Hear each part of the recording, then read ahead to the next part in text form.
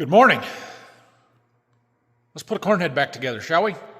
First thing we got to do is pick it up, get it back on the combine so we can work on it a little bit easier. I want to also hook up the hydraulic connector, electrical connector, because we need to be able to close the deck plates all the way so that we can get everything positioned just right. So before we do that, move the combine, we better get our tools off the tire, otherwise they're going to fall when I run them over. So we'll walk around, make sure we got everything out of the way, and we'll get this done.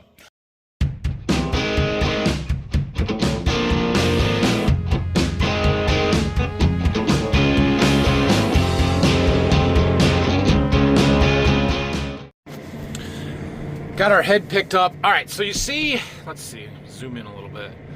See on the side of that row unit there, where there's those two, like, can I do this? Like right there and right there, there's those two little notches. That's that holds the deck plates, and those move. See that? And that is what opens and closes the deck plate. And we need to adjust these deck plates with them in the very far closed position, which would be right there. So that's why we needed to get that hooked up, to make sure those were right. Now, the other thing we can do while we've got this hooked up here is check our lights. So we've got a warning light there. That one's out, so we need to fix that. Okay. What about these lights? Oh, those ones both work. Okay, so the stubble lights on the back both work. I thought maybe one of those was out, but so just that warning light on that side, that flasher, we need to take that apart and see if we got a bulb for it. So, okay, should be good here. All right, so the first thing, this deck plate goes on here, and we're going to put some stuff on sort of loosely here, and then we'll tighten it up as we go. But let's see. No, before we put that in, let's see. This one is going to go here.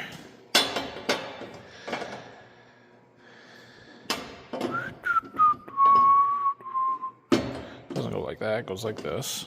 But our chain's got to go underneath there, not the chain, the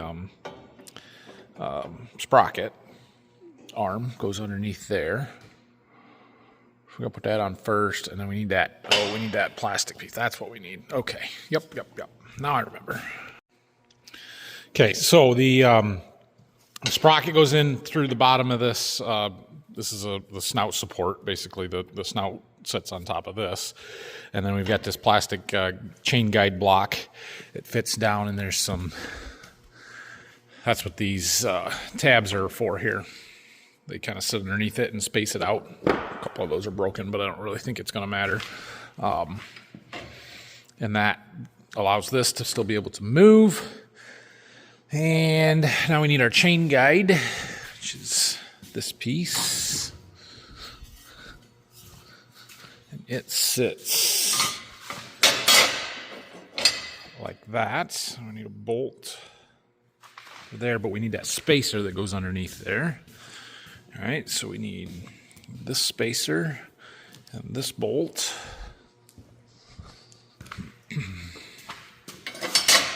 Spacer goes there, and the bolt goes through that.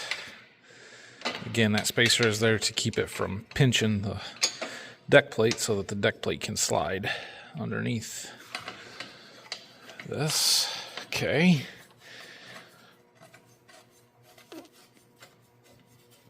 Something like that. And now we need our chain on there, which we've got underneath. And then we can get the spring tensioner. Now these chains have a very specific way that they are supposed to go on here. If you look at this chain guide real close, you'll notice that there are some notches in it. And those need to line up with the lugs on the chain. But you'll also note that the chain is not evenly spaced.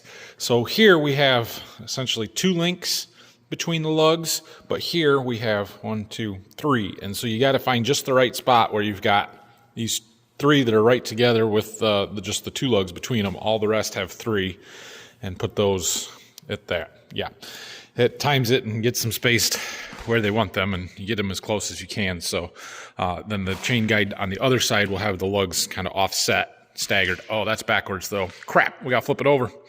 We need the closed side pushing it up. Good catch. Yep. There, that way looks better. We got a notch, a notch, a notch. There's our lugs. Okay, that should work. Now we can tighten these bolts down, get that held into place, and then we'll worry about our tensioner. Okay, so those aren't going anywhere. Now, we need a long bolt. We need a washer.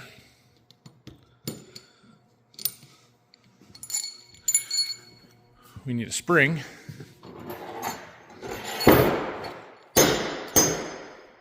We need a spacer.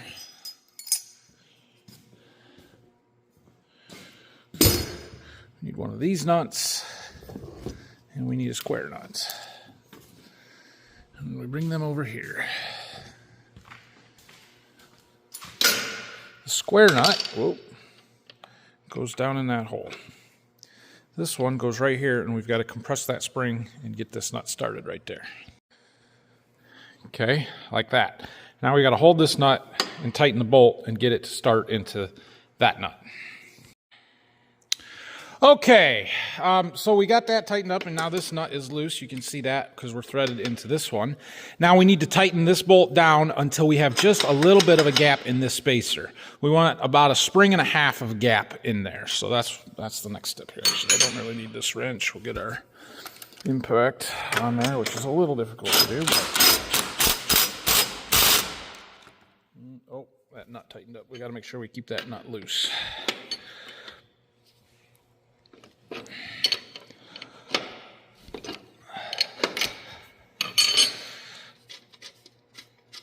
Spin that back, okay. Yeah, about like that. I'm sure there's an actual spec in the book. What does it say? Let's find it. Tighten cap screw onto nut D. Cap screw C into nut D until a 4.8 millimeter, 3/16 of an inch maximum space is set between spacer tube and washer. So 3/16 of an inch. I don't know, is that 3/16? Looks like more than an eighth. That's pretty close. Probably no tighter than that. And then we tighten up this jam nut, and that kind of holds everything in place.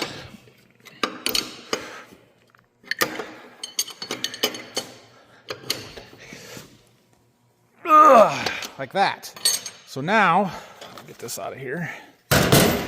Now our spring is under tension because this spring is pushing forward on this, right?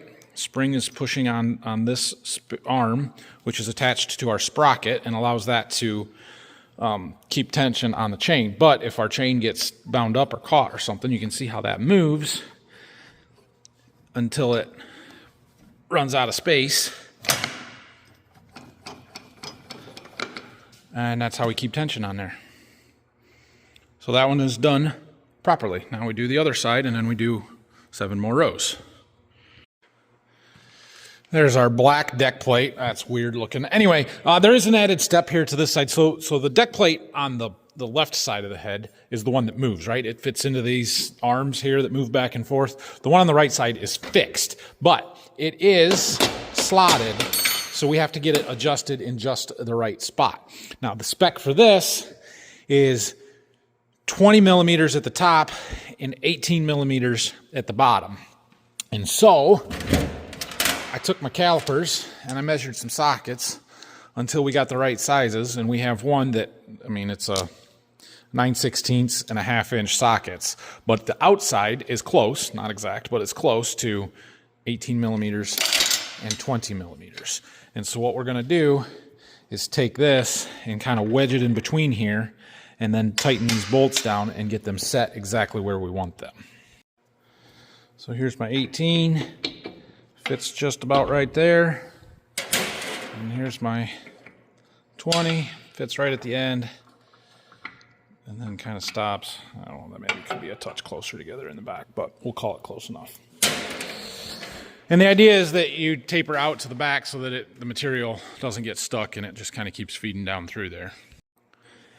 And before we get too far putting chains and stuff on here, I forgot, I put this plate back in. We need to do all of those, and we need to get these ones put back in the center that hold the snouts, because they're going to be harder to do once the chains are on there. Okay, we got our chain put on the opposite side here. Just wiping a little of the excess oil off. And we're following our notches. So they're not a complete stagger, but they are offset a little bit from each other, and that's how they tell you to do it. That's how they want them. So that's how we're going to do it. So we'll get our chain, tension this one up, and we'll have one row done.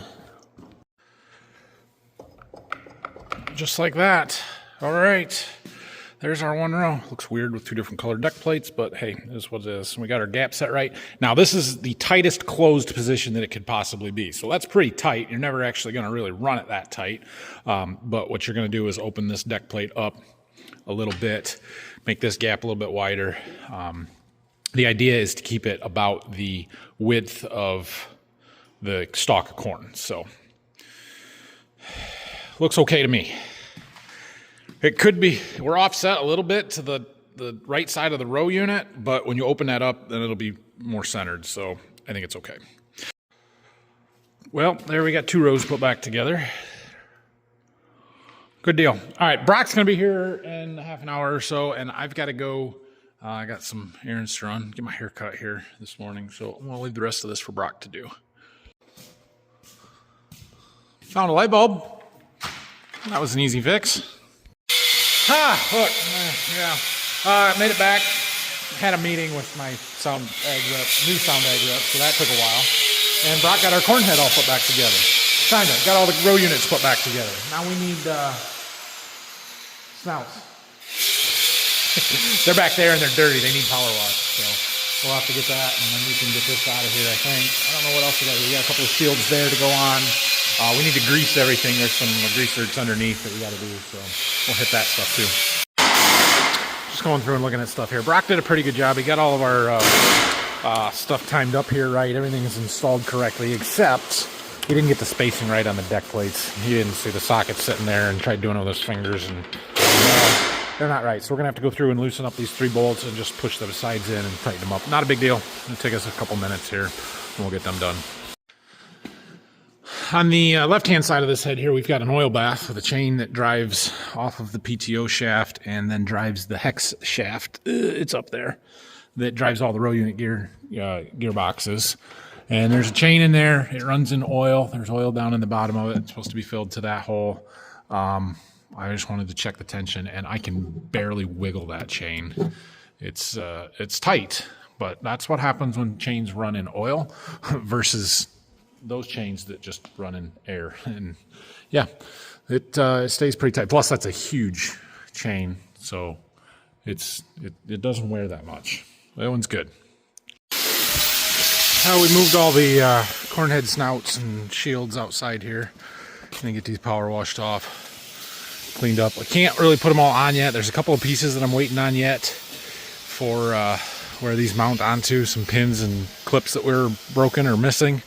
We might be able to do a few of them, but we'll at least have them clean and get them back in here ready to go. I'm debating on carrying all the rest of the shields out here. We should power wash them all while we're power washing and set up for it, or not. I don't know. We'll see. Stripping. Fix that.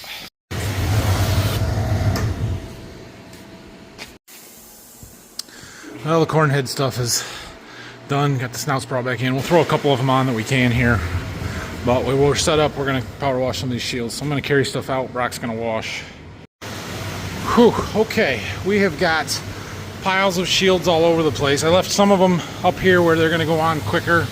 The last ones to go on that are bulky, I put them back in the back of the shop. But we got all the shields washed up. So Brock's cleaning the concrete off a little bit there. We'll throw a few of them snouts on. Maybe a few shields can go on. But it's 4 o'clock, so we're not going to work a lot longer. We're not going to get a lot more done anyway. So these snouts set on these silver pieces in between the row units, right? And they attach to these pins. And this one's okay But like the one next to it here, we're missing the snap rings that hold those pins in place, so they just fall out. I've ordered a few. There's a washer and a snap ring that goes on them, so I've ordered them and waiting for them to come. They should get here tomorrow. This one here we're missing altogether, so, but there's I think 3 rows that are good. They're all there. We can go ahead and put back together. The other ones we'll just have to wait until we'll get our parts tomorrow. No big deal. And the end ones can go on. They go on this bar out here on the side, so we'll get most of it put back together here. And then we've got the shield that goes on here, the ones that go around the auger. That one goes over here, so we can get most of it done.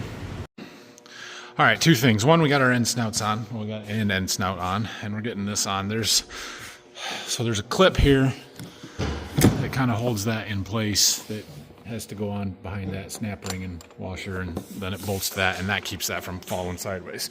Now, we found an issue, a rather large issue over here. We got a crack, and Dad's working on fixing it for me. But there's a crack. It runs from right there up along here to about right there. I noticed it when I was putting the shield on the back side here. And so we're gonna weld it up. Yeah. Can we get right on the bolt?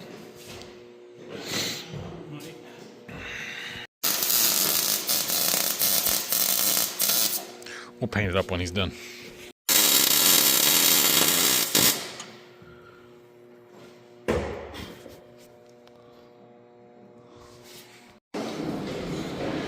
I had an ear saver with a rip in it. I had a couple of replacements, so I replaced that one. Let's see if there's any more as we go here, but those mount on the snouts here. And basically, they're just a little rubber flap that keeps the ears from flopping back out, so yeah, that's that one. Dad got us all welded up over here. We'll let that cool down tonight, hit it with the wire brush tomorrow, and give it a coat of paint.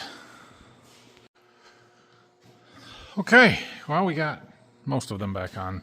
The last 4 we're waiting on these snap rings, washers, and pins. Some of them are in pretty rough shape as it is. Anyway, should get those tomorrow.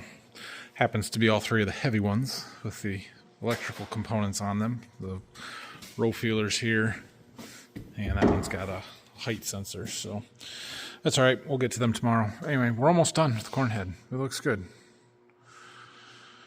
Only a week later than it was supposed to be done and out of here. But hey, what are you going to do? So, and we did get all the shields washed up today. That's a big deal, getting all those done, so we can start putting some back on. Our plan is to get the corn head put back together and out of here, and then we can finish washing on the combine and putting the shields back on. And it basically just needs to go back together at this point. We don't have anything else to take apart, I don't think. So we'll have to get concaves back in, get the chains back on, but again, I want to wash some of this stuff before we do that, so that's where we're at.